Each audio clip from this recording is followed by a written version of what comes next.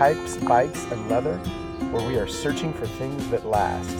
Today, we will be reviewing the Vermilyea Pelle standard everyday carry satchel in dark snuff leather. Enjoy.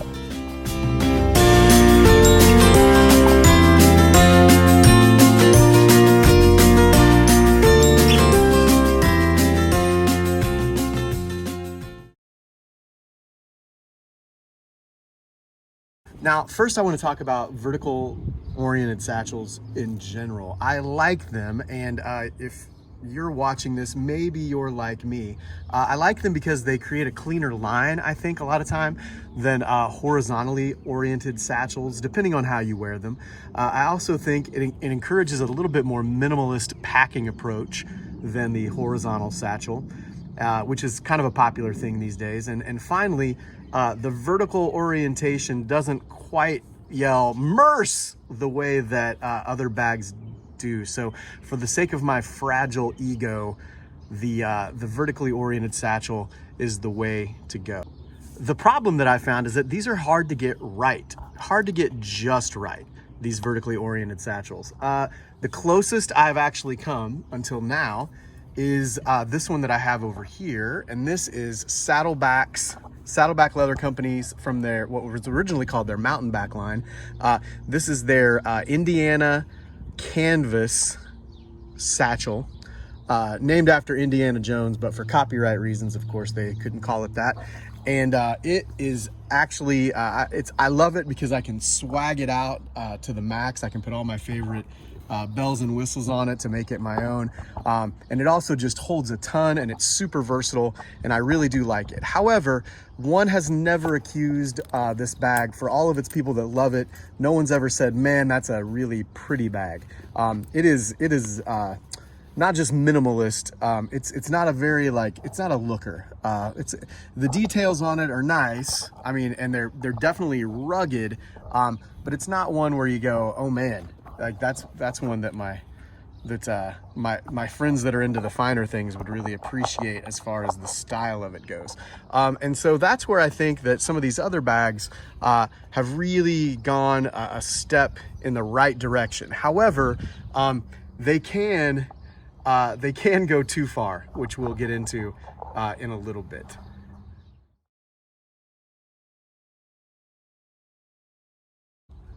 So who will use a bag like this? These bags are designed for people who want to carry the essential everyday items. And so my typical layout includes these things.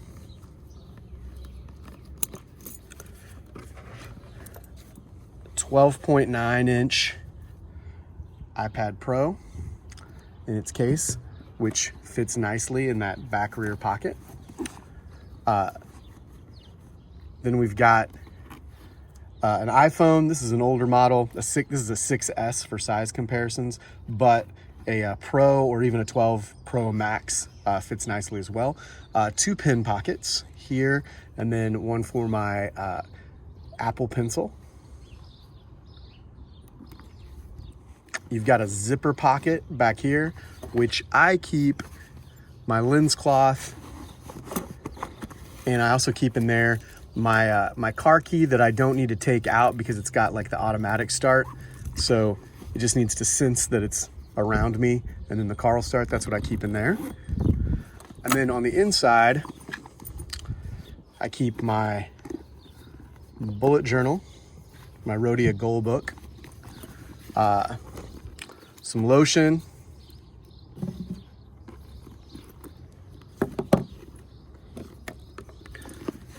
I keep my wallet, which is also a Field Notes wallet, mints for me and the kids, pain reliever, and AirPods. And there is still a ton of room left in the bag when all is said and done.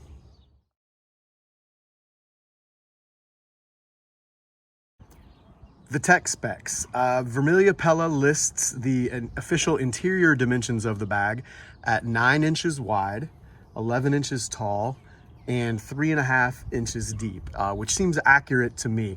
I did weigh this on my scale that I have for eBay transactions, and it weighs in at 2 pounds, 10 ounces. I also appreciate this right here, a real clasp under here, not a stud design like Vermilyea Pelle sometimes does. Under the flap, you will find this handy organizer for iPhone or whatever kind of gadget you've got, and 2 pins that fits nicely. You'll find this zipper pocket like I showed you before, which is also pretty cool. Back here, the pocket that was designed specifically for an iPad Pro 12.9, although certainly a smaller one will fit. And then you've got a pretty cavernous interior space there, along with the snazzy Vermilyea Pelle stamped logo. On the back, you just have this with the strap coming over the top.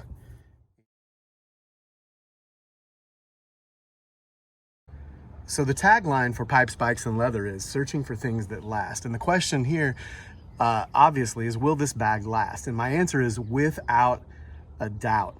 My particular model is constructed from full grain vegetable tan Regency calf dark snuff leather from the Charles F. Stead tannery in England. But that's not the only one you have to choose from. If you go to Vermilyea Pelle's site, you'll find that they have some other options. They've got polo brown.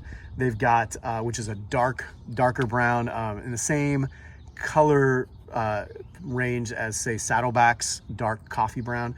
You've got a Regency calf whiskey leather, which is more like Saddleback's tobacco leather.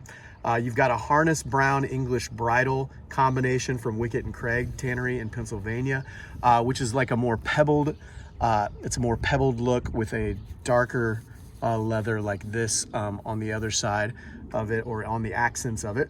And then you've got a black chromexel horsehide, also from the Horween Tannery in Chicago. So all of those leathers are available to make this particular bag in. And similar to their briefcases and field bags, the standard everyday satchel is also lined with 10 ounce canvas duck fabric, which should last forever.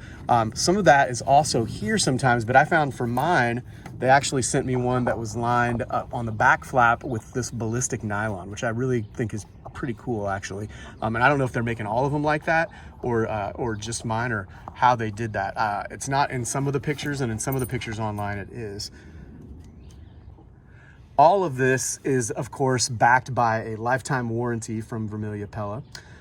There are 11 copper rivets that hold the different stress points of the bag that I've counted on the bag so far, which is really cool.